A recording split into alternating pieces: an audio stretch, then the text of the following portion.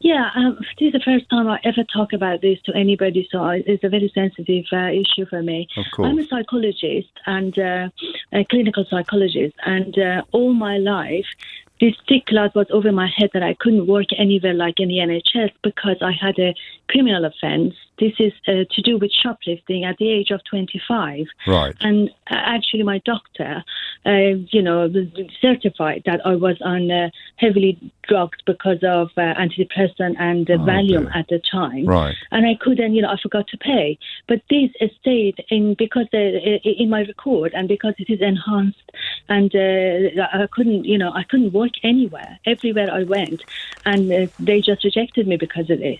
Really? So even though I'm talking about it, I'm shaking. Oh, Sally. Really, Oh, no, that's awful for you. I understand why you're shaking and why you don't like talking about it. But what do you do? Do you work? Did you find work in the end? Is it the NHS you can't work in? Can you practice privately? Or how? I could practice privately. I'm sorry, I'm a bit tearful. Oh, Sally.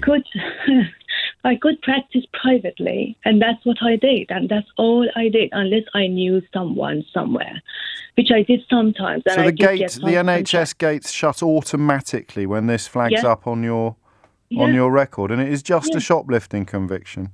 That's it. Yeah, I just forgot. And it's only one. I mean, how long ago was it? This is 25. I'm 62 years old now. Oh, Sally, I don't... I have got, if I may say so, I have got 2 degrees and 2 masters. And all of this qualification just went down the drain only because of one single thing. Whereas people coming from prison and they're given a new ID, from my understanding, and they start working. And somebody like me wanted so much to help people. Yes. And they couldn't. And every time HR just rejected me. And this has been like a big, really, the saddest thing in my whole life.